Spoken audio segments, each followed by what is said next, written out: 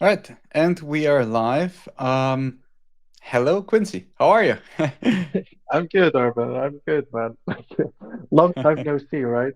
Long time. It's been a couple of days. So, hello, Exactly. everybody, also in the call. It's wonderful to host you again. It's wonderful to have you. We are on the third. Yes, exactly. We're on the third Builder Stories within Sigma Sprint. The purpose of these sessions is to kind of paint a picture of fellow entrepreneurs, fellow builders, to see what other folks have done, how they've succeeded or not succeeded. Right, so far we've hosted kind of successful stories.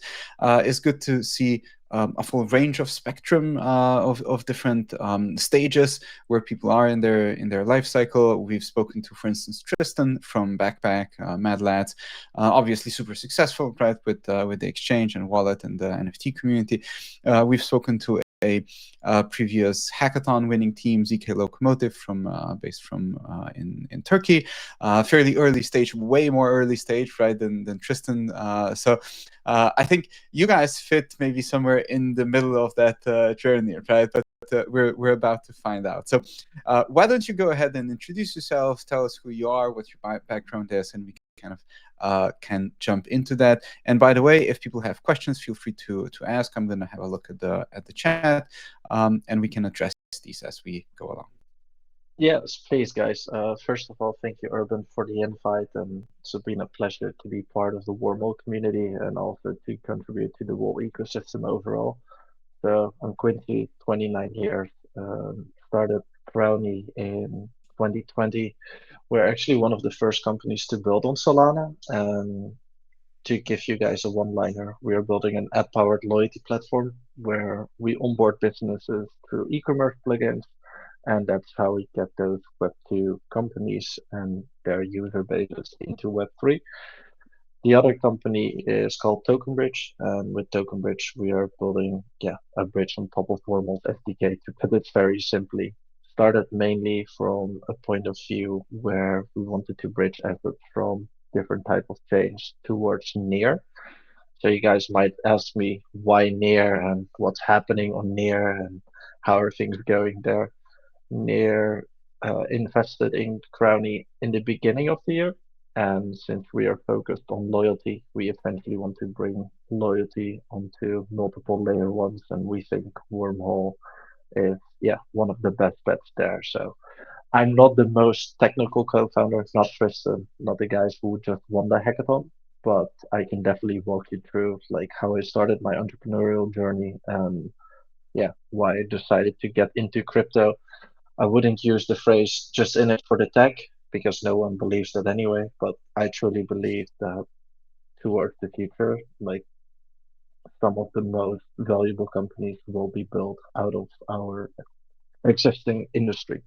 So yeah, Yeah, good intro. Why don't you actually let's start there, right? Tell us a little bit about a little bit more about yourself. How did you kickstart your entrepreneurial journey? How's that connected to Web3, to blockchain, crypto? How did that all get started?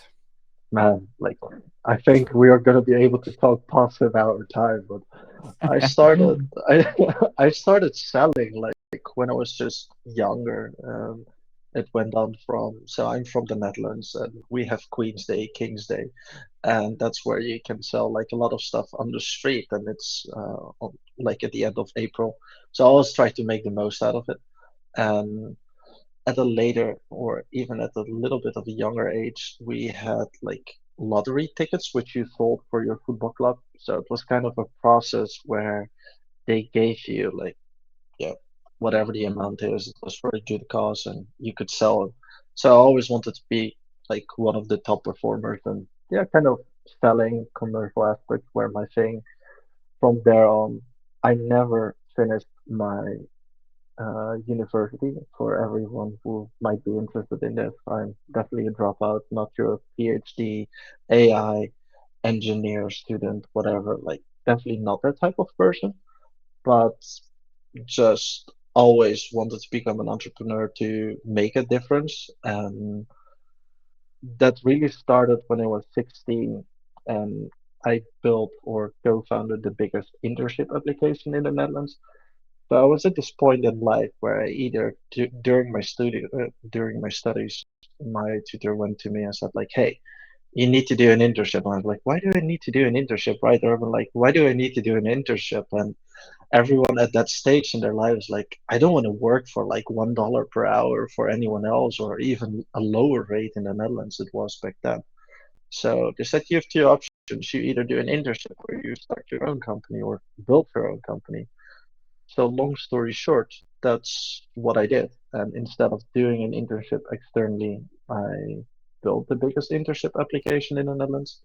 I must say I was quite lucky because I was researching, yeah, what type of companies could potentially help me. Found a software partner, and I remember going with the train to them on my first meeting to Ede, which is like a very small religious place in the Netherlands. So went there, had a meeting. The guys really believed in what we wanted to do. So what we essentially tried to do is create an application where we would connect you as a user towards businesses, which then had an internship available. But we wanted to do this based on geofences, that you were actually able to see if I was walking in Amsterdam and I would be walking around and see like, hey, let me check my application and see if there's an internship available nearby. It would pop up. So this is 13 years ago that we tried to build this. So let me tell you, like geofencing, how it worked back then versus right now, definitely not the same thing, especially for me as a not technical person. Super difficult to deal with. But luckily enough, I had a software partner. Fast forward with the story, we kind of grew that into the biggest internship application or website even in the Netherlands. I sold it 2 years later to the government for a good amount of money, which was nice, but it was just kind of the start. And I think the most interesting aspect was that this really gave me a bigger purpose in, okay, if you can do it at that age, there's much more to come from it. And yeah, decided to invest in some other companies. Most didn't do well, some definitely did well. Um, Prior to founding Crowny, I became a partner as an investor, first of all, from a company which sold waterless toilets. So we go from like a technical company towards like building an application to waterless toilets. So what do waterless toilets have to do with this? So these waterless toilets, they had like this small device in it, which streamed like advertisements. So basically, as a man, and I think we can all agree as men in here, if you're peeing, you only focus what's in front of you. You don't look left, you don't look right, because that's definitely not the way to go. So kind of like undivided attention. And the model was pretty simple. We offered those urinals, and from the other side, that business would then make revenue from the advertisements on it. Was pretty cool. So imagine, Urban, you were just in your favorite restaurant, and then they would stream their own content on it, saying like, "Oh, hey, you get like your second drink for free, or if you order a bottle of wine, you get a discount." So that whole process was quite interesting to me, and that's why I invested in the company. Not because I found the urinal so sexy, no, because the technology behind it was super interesting to me. That's where I also met one of my co-founders from Crowny today, Mark. And Mark is like the 60-year-old guy. We always call him on-chain grandpa. It's a joke which someone else invented for him. So that part is Mark. Fast forward, yeah, I got into crypto. First got to know about crypto in 2015, I would say. And 2017 is when I got into it like full time.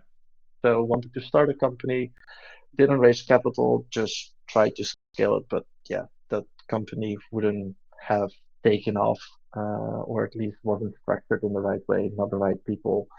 And yeah, in 2020, I think the best thing happened, and that's where we started Crown.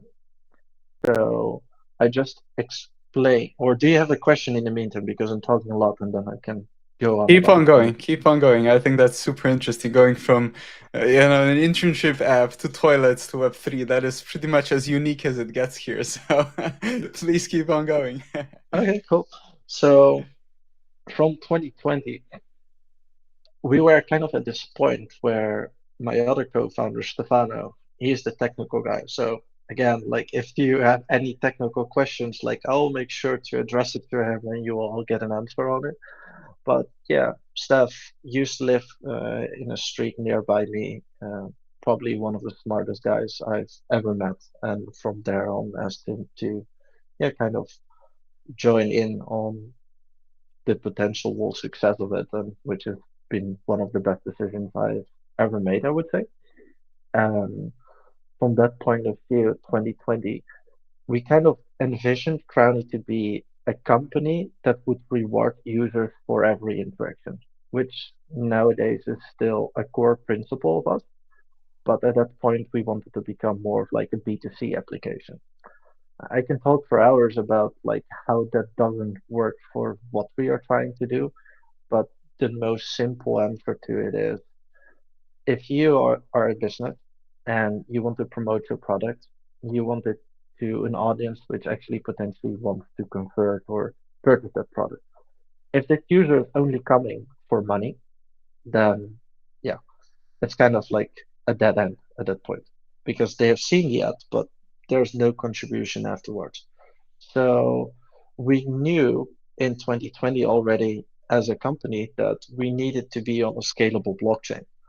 I remember talking to Stellar Foundation and BSC wasn't even a thing. And by two friends, one Charles Reed, he was just one of the founders of a pretty good VC based in Dubai, and another friend of mine, Bagsy. Some people might know him as a Twitter influencer, pretty big account. They were the first ones to say to me when I was in Dubai back then, this was October 2020, you should look into Solana. And I was like, what the hell is Solana? Like, I didn't know about Solana in back then in 2020. So I believe Solana was still trading below $3. And this is the point where I said to Stefano, my co-founder, like, hey, can you look into Solana? And I will never forget, like at 4 a.m. in the night, he texted me back, this is the best thing I've ever seen. I was like, why is it the best thing? Because it's not easy. I was like, oh, it's not easy. What makes it the best thing? Because it's not a bunch of yeah crap, as you could see back then, which was being deployed on ETH. And no offense to anyone who's ETH backseat here, but that was kind of a part of his thesis. And I know whenever I speak tech, like I always ask this guy for an opinion. So that's when I started purchasing Solana, and that's the moment that we actually became very interested in the Solana ecosystem because it solved our whole scalability issues with the microtransactions, etc., etc., etc. And yeah, that's how I got in contact with the Solana Foundation, FTX back then when it was still a thing. We're one of the first grant recipients from Serum. So I think I told you that on the last call. And if you look back at it, I remember us talking about it. Yeah, I even spoke with Tristan back then, who now founded an extremely successful company with Backpack. So it's pretty interesting how you can see how during all these times you see that one of the things a lot of people have in common is they just stick to building and they just want to be in this industry for a bigger purpose to really contribute something. And that fast forward also how I met Robinson, one of the co-founders from Wormhole, and I believe it was back when he was still at Jump. I was super inspired by what he was doing, and yeah, we can get to that part later. But that's my story from how it went from internship application to toilets to tech, and from tech into Web3, and how I'm trying to use some of those learning or lessons from the past or implement that into where we are right now. Um, yeah, super Yeah, excited about amazing. the future. Amazing. Super exciting journey, hasn't it been over the past couple of years, right? And I think it's interesting how you mentioned that the folks that truly kind of wanna not just like make it from themselves, but to see the larger vision and the picture of it, kind of keep on staying, right? They're usually not the ones that would just like easily leave because there's some market fluctuation or something happening, right? Including yourself, right? And you know, you've spoken to Tristan. Even if you look way back in the Ethereum ecosystem, you still have people that are still here, still building, right? So it's kind 100%. of Yeah.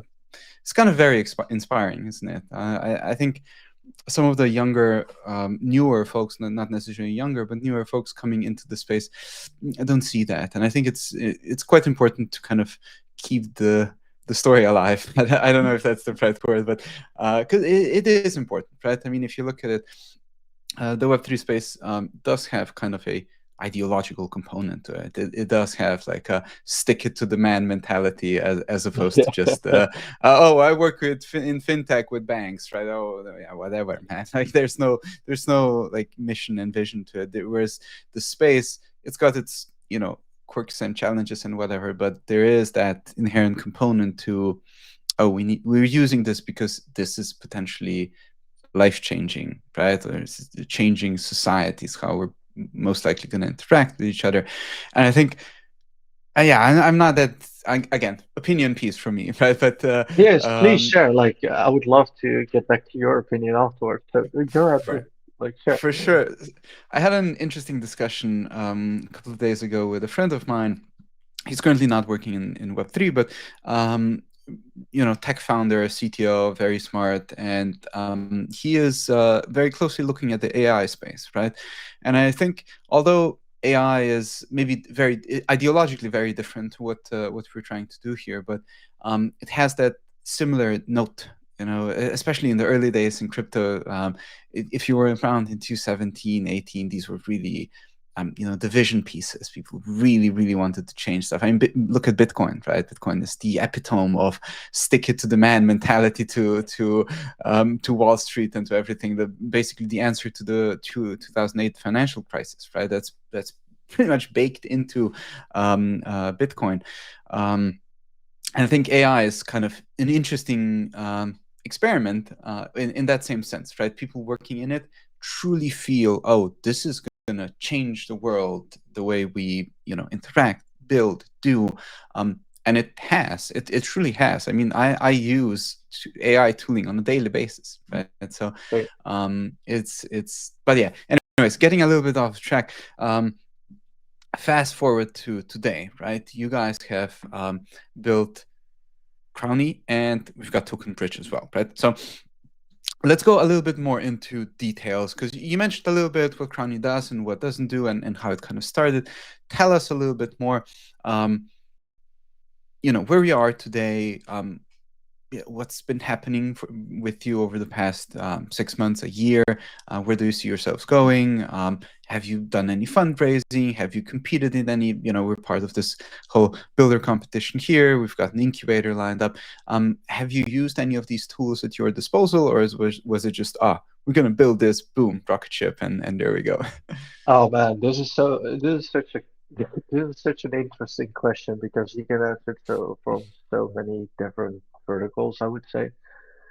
So, as we started in 2020, the environment was much different than, let's say, 2017 before. So, let me just start from there. 2017, 18 was all ICO bench, ICO drops. You just deposit or send ETH to anyone, which is kind of like a small period I think we had in 2023 when people were just depositing Sol or sending Sol to random addresses. So, kind of like similar environment there. So what we did in 2020 is there were two routes we could go. There was an option to go to FTX, but that would have taken a very long path for us. Or there was the option to go with a launchpad. I know everyone has their opinion on launchpads, which I get because usually it's like negative value extraction for a lot of yeah community folks, but at that time we still decided to do it, did a great launch, and from there on, you kind of saw that it wasn't perfect, but I think as a founder, there are no perfect tokenomics because whenever people sell, there's always negativity. And when the price goes up, you're their hero. Unfortunately, you have more days of negative price action because a stable price or a little bit lower price is already considered negative versus the potential upside. So I'm not here to shill our token, far from, but I'm just explaining from that to new builders or new founders. Definitely think through it. Definitely speak with VCs, but definitely stick with yourself about what you think is right.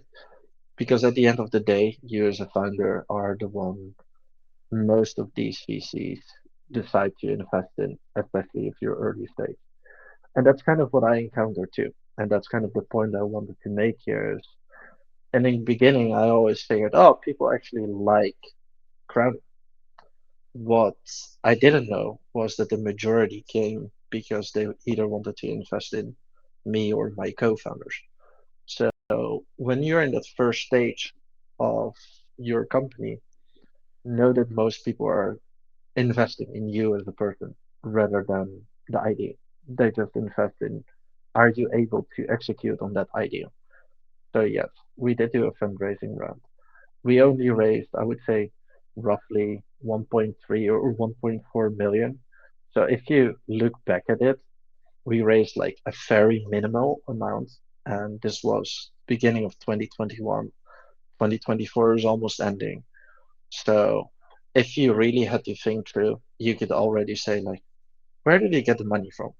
So I think one of the proud things to do, and I'm not saying everyone can do this from a founder's point of view, but I just want to say it, and I know CCs love this as well. Have skin in the game. Skin in the game either means all your time at least, but if you have capital or your own capital, which luckily enough in our position we were able as founders to contribute sizable capital to our own company to ensure that we are able to scale long term. And yes, there are some very negative periods. I remember in 2022, like post FTX, when we reached like an all-time low of like a market cap of like 300K, and people asked me like, why are you still continuing?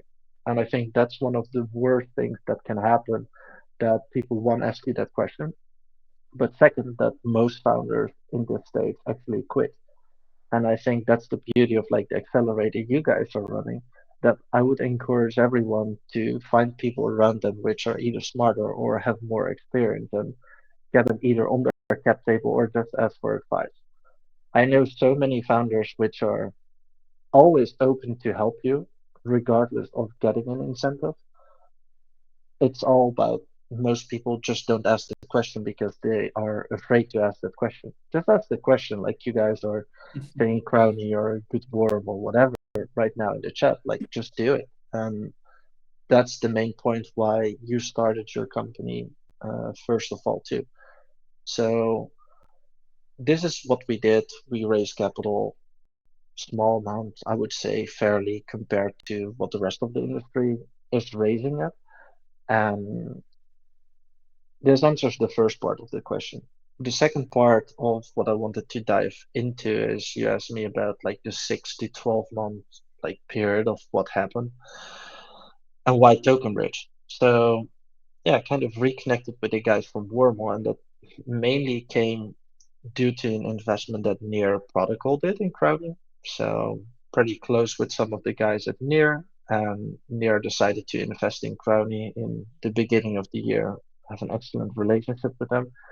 And at this point, I cannot disclose investment details. I'm trying to be as descriptive as I can be without saying the exact word.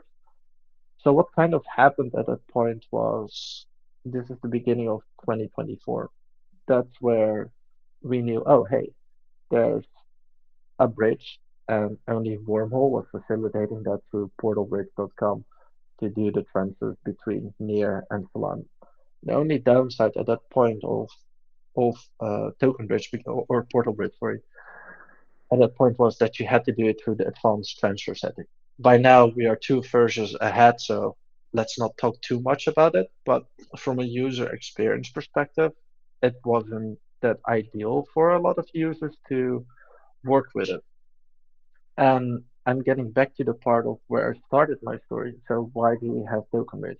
Because we eventually want to bring loyalty to multiple layer ones, and Wormhole is the excellent layer to execute for that. Or for companies which want to be on different chains or reward their users on different chains. But I'll answer more about this part, so please help me help me on that aspect, Urban, about why we do this for Crowny. But this is one near invested in our company. And when they did it, we decided to build TokenBridge. And yeah, from TokenBridge, that's where I spoke with Robinson about like what we have done, how things are going. And he basically suggested, yeah, build the relayers on top of our SDK, and we are more than happy to support it. So that's why we are also here today. Like, we are working with you guys, obviously. And yeah, we decided to do that. And we believe that um, with Near, specifically on that aspect, it's interesting aside from Solana. And yeah, it's Cool. still trying to find the words. Yeah, no. There's loads to unpack here. I think you mentioned a few really cool things that I want to maybe get back to before we move into like Please. future outlook and everything. Sometimes there's these entrepreneurship stories that people look at it seems like, oh, people just went on a straight line to success, right? Obviously, I mean, look at their background, look at what they did. Obviously, they were successful, but the reality is that that's pretty much not the case, right? Probably never and nowhere, right? It's most of the time it's quite difficult. I mean, you can attest to this more than I do, right? I mean, you put up your own capital. Skin in the game is very important, right? It's not always a straight line, right? Obviously, stuff comes with challenges. There's problems that you need to solve. Some smaller, some bigger, right? So I found it very, very inspiring, to be honest. What you were just explaining, right? There's obviously the industry can raise at large valuations. The industry can be quite skewed towards certain types of investment deals and so on. So I think the fact that you guys went ahead and did this, I don't know how much was it only you guys, but the fundraising round was fairly small, right? 1.3, 1.4 is not is once you have a team in place and you need to build and ship, it's not a lot. The runway, I the know. burn is quite big. Yeah, there you go. There, I know. I can check my bank statements or crypto statements, however you want to call it, on a monthly basis. I know. So, maybe tell us. Let's double click on that, right? While you were building Crowny and everything, from 2020 onward, and what was describe the biggest challenge that you had, or maybe a couple of biggest challenges that you faced in all of these years. I know you're smiling because there's probably quite a few. It's gonna be difficult to pick one, but maybe if you shed some light on maybe one or two examples that you actually managed to kind of nicely overcome, and it paints a picture of there's this problem and we absolutely need to overcome it because our livelihoods kind of depend on this. Let me just make one statement first, and then Sure. I'll answer the question. So, the PvP environment which there is right now, just don't give a shit about it. Just focus on what you're doing, and your time will come as long as you keep just building, going on. And I was just having this conversation earlier today with two of my team members, and when we spoke about marketing, and that it's usually everyone wants it, and they start posting on social media, and after four posts, they're like, "Yeah, I'm not even getting 50 likes," and then they're like, "Oh, I'm stopping it." And that's kind of it's in the small details where you make the difference and where you continue where others stop. That's something I truly believe in. That's also where I try to think of as a founder, where you just keep on going. And the biggest downside, but also the biggest upside, is our industry is 24/7. So, yeah, are you ever like stopping? No, like you're never stopping. So it's hard, but at the same time, it's full of opportunity. It's so interesting. Like during your weekend, you still get like a whole new meta which can explore on a Friday and it dies off on Sunday. And I think right now it's even faster if you compare it to like months or even years ago. due to like new people joining and back to the PvP environment. There's when we talked about like Wormhole, how the company is structured and the people you have, it's like very senior. You guys don't directly care or wouldn't directly care about whether an asset is moving upwards or downwards because you know what you're doing contributes to a much bigger picture and eventually you'll be fine. Um, I'm completely on the same page there. But I know as a founder, for me, even it's different or difficult.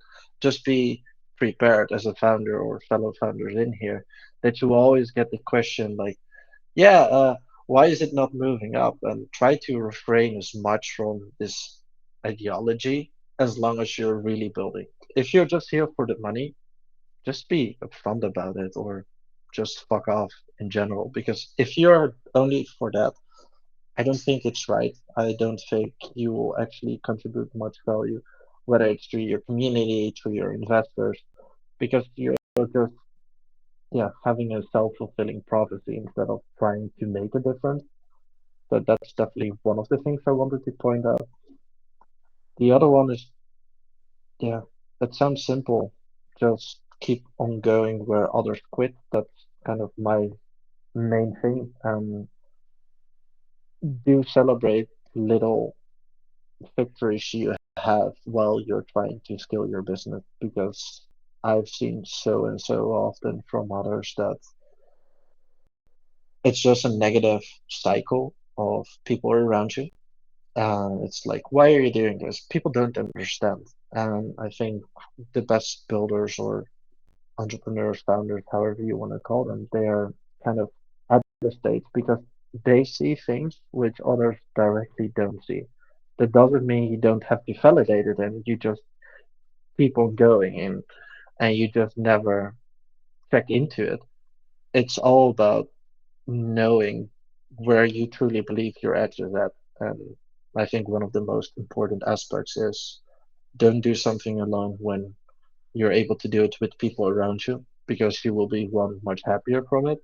And second, I think you'll contribute more because on my own, like I can do so much on my own, but I would never get as far as I could go without a team. And I think whether you're a founder or working at or for a company, you will always see that.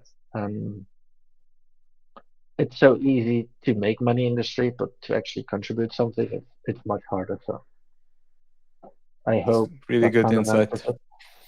Yeah, really good insight. And I think from what we've seen from the people that are contributing, at least to the Sigma sprint, to the competition, um, at least the stuff that I've seen, either being built before, or teams that are coming in, yeah, this is quite exciting. I think people are quite aligned with what you're saying. If I So, can say something about like of the course, Sigma, what you guys are doing and why I would 100% recommend it to others is you will not only find a right partner as in Wormhole, who I rank very highly, not because I'm on this interview, because yeah, honestly that doesn't matter to me, but I truly rank you guys highly. And I think when you're at the forefront of technology with a company, and I think you and I spoke about this earlier on, that Wormhole as a messaging protocol is looking what's best for users, where a lot of layer ones are purely looking what is the main incentive to just keep them on our chain. Obviously, you have an incentive to move them around, but it's much different from a consumer point of view, and that's why I think it's more exciting to potentially be building from a wormhole perspective than from a specific focus from a layer one perspective if you're looking into anything bridging or yeah, asset swapping related, etc., etc. To add on top of that layer, I think during a hackathon and during what you're doing with the Sigma sprint, you're not only getting exposed to the technical side, one is your community, second, like the people you work with, but the third one is not many first-time founders have a network, and I remember us talking about this before, Urban, is that not many founders have that network. So you definitely want to be in a certain network or framework of founders or VCs, which can help you. And the aspect of it being that it's wormhole plus a VC is much better than you randomly reaching out to a VC yourself, which is like, oh, we get 100 pitch decks a day. And they are looking at as much value extraction for themselves as well. Obviously, they're trying to help you, but they're always trying to help themselves more. And that's something you have to keep in mind. Whereas the difference between foundations, and I think we can both really agree on this aspect, like your goal from Wormhole, whether it's Solana, whether it's near to ETH or any of the layer ones, isn't particularly to make the most money out of you.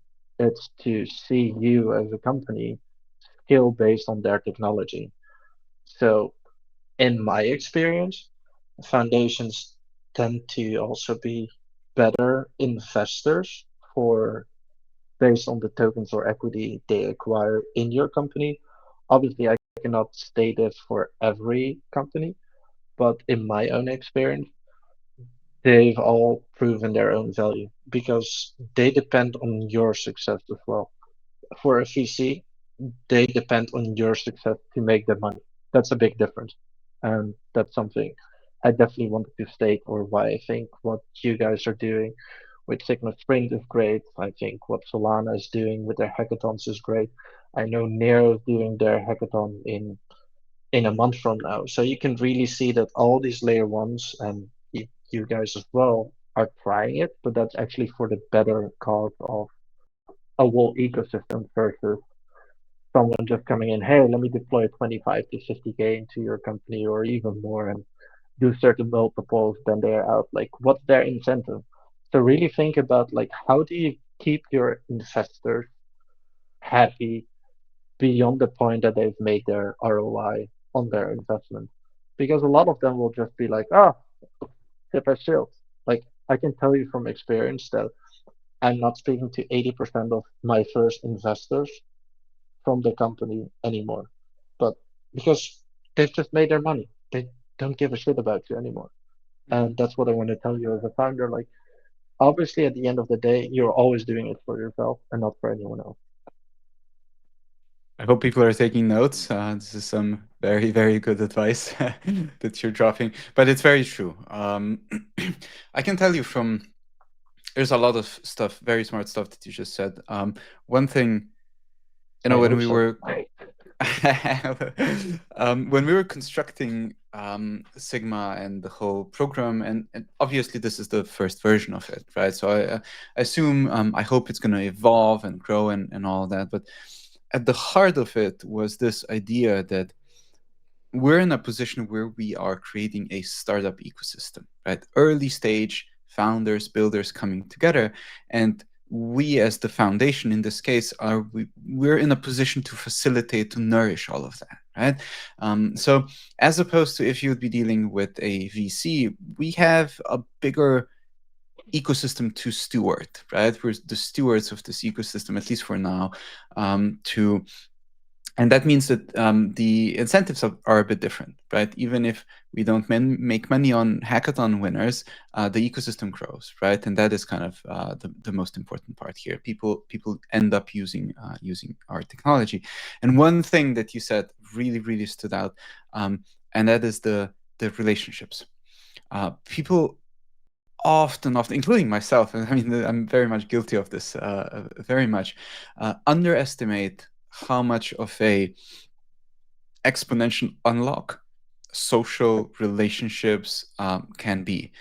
These could be, small. These could be bigger introductions. These could be co-founders, right? These could be, a number of different things. But I remember a couple of years ago, I read a book.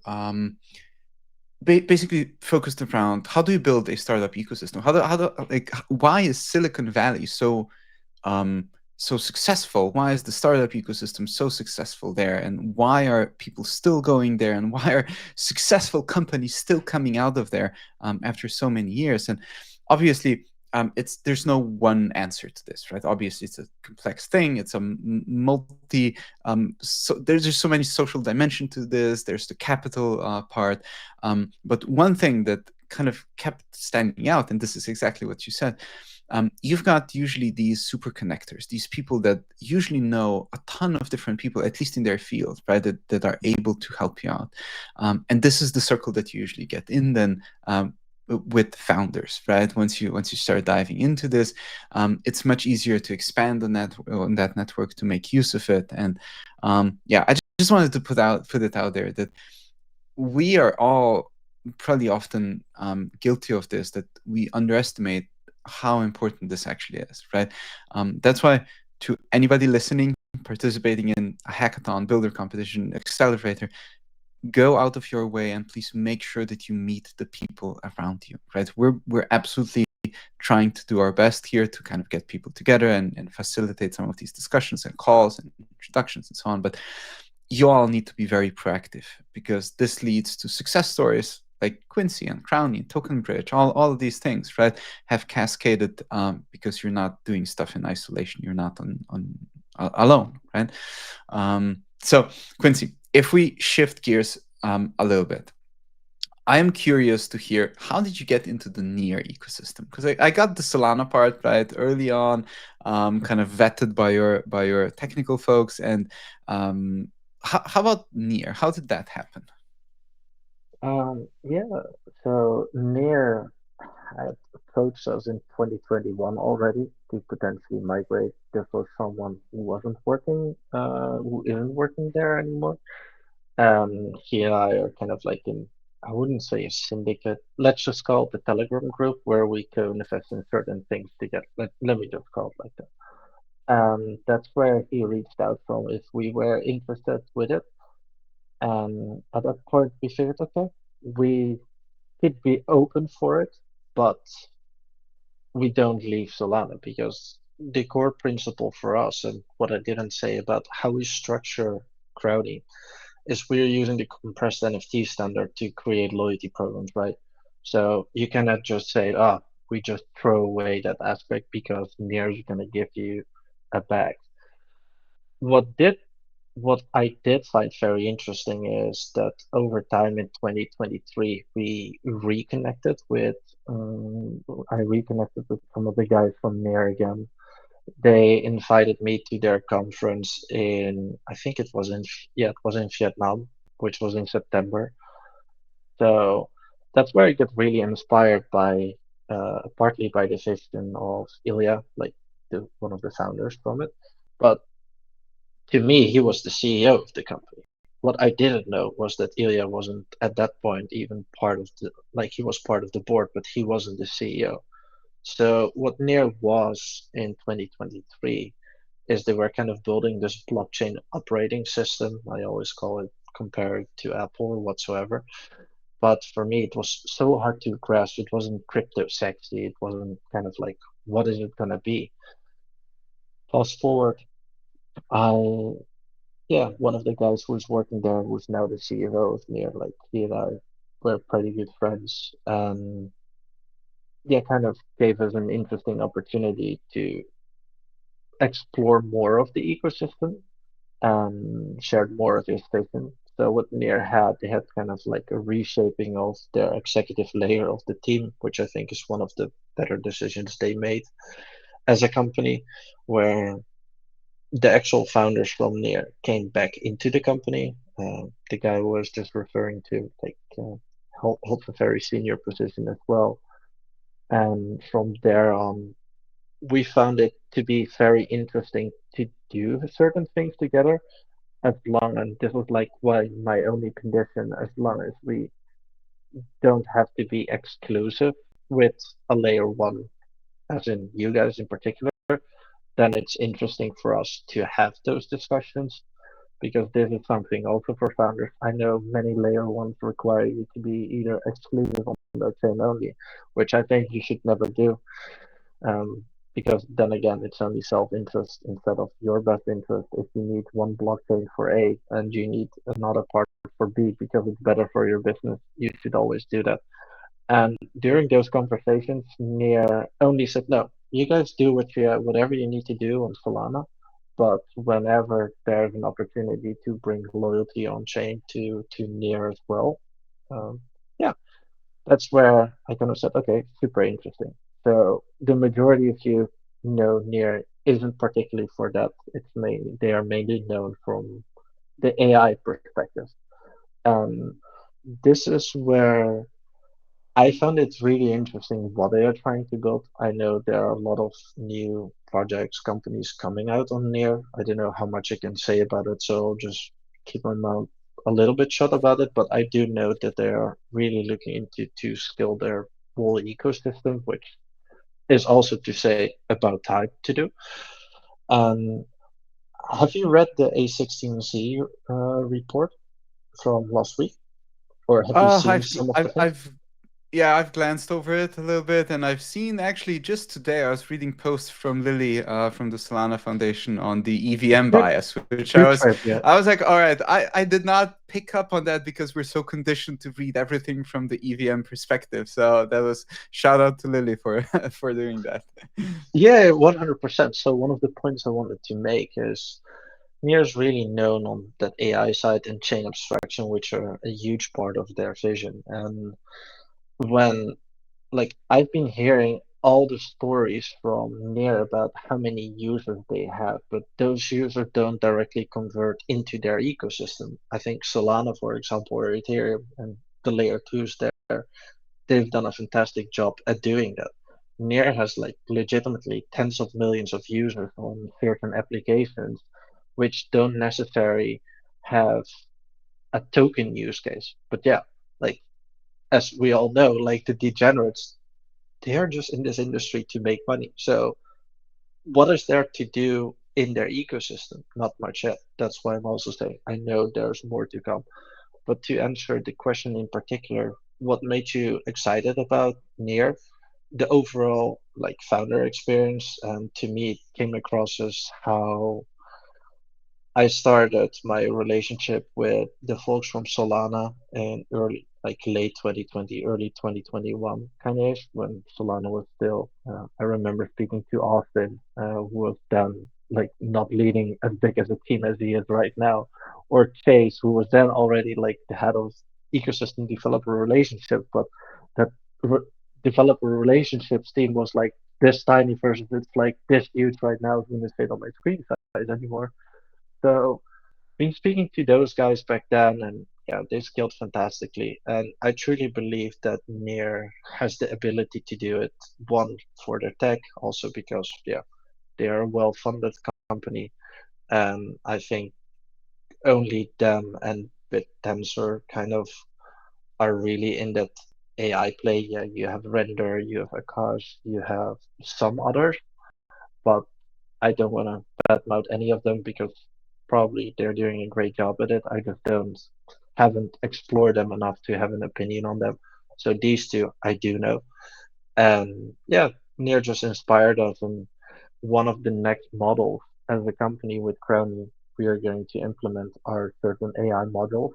And with AI modules you should consider the aspect of how are we able to understand customer behavior better, and what are we then able to contribute to them based on, yeah, let's say their preferences or their input whatsoever. So that's Yeah, towards the future. this was super interesting for many reasons, but um maybe I because I don't know if people are paying enough attention, but there's a very clear thread of things that people do, at least in the early stages. In Near's case, maybe after restructuring, you kind of start doing that again. But and this is even Tristan was saying this last week. People are at early stage companies need to do things that don't scale, right? You need to do, especially on like acquiring first users, really is sometimes a DM to somebody, right? Getting people onboarded and so on. And this is true for even companies or ecosystems like Near, right? And this speaks volumes because you come on to builder stories with, you know, Wormhole has nothing to do with Near. This is not a Near event. This is not a No, Near promo, by the way. But what stands out to you, what you say is, you know, the personal relationships. Somebody from the Near co-founders team, I have a good relationship with them. I've worked with them. I trust them, right? So again, early stage founders, take note. Like this is literally, he's literally giving you the playbook how to do certain things. So please take note. And But you see how important that is, right? And I hear that back from some of our integrators as well, saying, "Oh, I had this fantastic discussion with Robinson and Dan and some of the other team guys. Really inspiring. It's really good. They truly helped us out." So if this is true for, you know, companies like Near or Wormhole and many others, you guys should be doing this as well, right? As soon as you build something, you need to start talking to people. You need to be out there. You need to be in the trenches. You need to be connecting with people. So I'm sorry to cut you off there, Quincy, but this is just like, I no, really no, want to no. double click on some of these things because it does pop up so many times, right? You gotta be out there. You gotta keep talking to people. Yeah. So Quincy, before because we've got like 5-10 minutes. What I want to end on is tell us a little The bit about your product? Oh, plans. no. We can skip that. It's not important, right? But No. what we could talk about for at least a couple of minutes. Tell us what your plan is for the next couple of months, years. I don't know. What's the vision of Crowny, even beyond the shorter time frame? Onboarding as many users and businesses into Web3. Very simple. And how we're going to do it. Remember, I gave you the demo of like a couple minutes. I can actually do the same thing right now if you want me to. If you Sure. think that's interesting. Yeah, let's do that. We've got like 5 minutes, so why don't you kick it off and we can maybe talk through it as you do that. Yeah, and if anybody has any questions, just like a shout out, please feel free to ask. There we go. So I just want to point out to you guys where you start. This is the Shopify store of a business. In this example, this is our own Shopify store. So what you would do here is this is where you just search Crowny, you install our plugin, and there you go. Eventually you get into our portal. So in our portal, you can see an overview of what has been happening. And this is like not something we use a lot because this is only our own Crowny store. So you can just purchase merchandise. Kind of what we talked about for yeah other potential companies in Web3. So what it does as a company, you just set up in a very simple way. You set up your program details, you have your card color, and everything gets scraped from your Shopify store because you want to automate as much as possible, which is easy for you as a business then. Once you have created your program, you want to set up your earning rules. So what are earning rules? In this example, it's just a cashback, but there are more. There are cashbacks or sign-ups or product purchases. I was giving the example to Urban that if you had a store which was selling t-shirts related to a specific event, and when it's prior to the event, you want people to purchase as much t-shirts as possible. So what you would then do is you just create like a specific product purchase in here. You would continue, you would create a real name, you can fill in everything, and it would automatically display on the right. And from there on, you have this new earning rule created. So right now, as a business, you've created your program, you've set up your earning rule, but if the user is earning, what can he or she spend it on? So this is where you set up your promotions. So promotions can include a fixed discount, a percentage discount where you can easily just adjust a slider, or it can be a free item. So what is a free item? Hello, demo. And this is where you copy your product ID. So your product ID is just the Crowny hoodie for her. This is what I wasn't showing to you the last time, but now you can actually see that it worked. So if I were to create this, you can really see that you've now created a product with a certain promotion price. And these are Crowny loyalty points which you're handing out. So if this was Wormhole store, Wormhole could give users points for purchasing a product, for facilitating or doing a certain task. So currently you can see there's e-commerce only. And one of the next verticals we are going to build into is social media. And how we're going to do it is reward users for engaging with content from their favorite brands. I want to not badmouth others in this industry, but there's a big difference between us rewarding users or Zili or Galaxy and how they do it. The reason being is our users are coming to connect with their favorite brand and now they are getting rewarded versus a user just being on a Zili or Galaxy as in a platform and thinking like, oh, hey, I'm able to earn X, Y, or Z if I click on this number. These promotions are only available to the users which are part of your loyalty program. So there's a much deeper relationship. So what we have explored now is you setting up your program, your earning rules, and your promotions. Again, unfortunately, I'm very poor, so I'm part of the standard tier. And you already know the joke I'm gonna crack. And we have Urban. Urban is part of the VIP tier because he's organizing everything. So you can create custom tiers for your user base as well. After you've created tiers, we are not only online, we're also offline available, so you can create new actions which are based on QR codes. So let's say you had an event which you're planning to do in crypto, and you now want to reward people for participating in your event which you're hosting during the next DevCon or during the next yeah, wherever you want to do it. You can just do it through Crowny. Very simply, you create an invitation, you award points, or it can give users a certain tier. These points from which they are earning, they can then later on spend in your own store for yeah, a discount on a t-shirt or a meet and greet with Urban, and you might be able to get on stage as well. So, as a business, this is all what you set up. But the interesting part, everything is on chain, whereas the user doesn't even know he's using the blockchain. And this is where I will show you guys. So, I'm clicking on this link. This is a user which joined in, when was it? In September, he joined the Loyalty Pro. So this is where I was explaining that this person joined the Crowny loyalty program roughly 2 months ago. He got like a 500 points for joining, and you can see it's the token, the SPL token, the Crowny loyalty program token.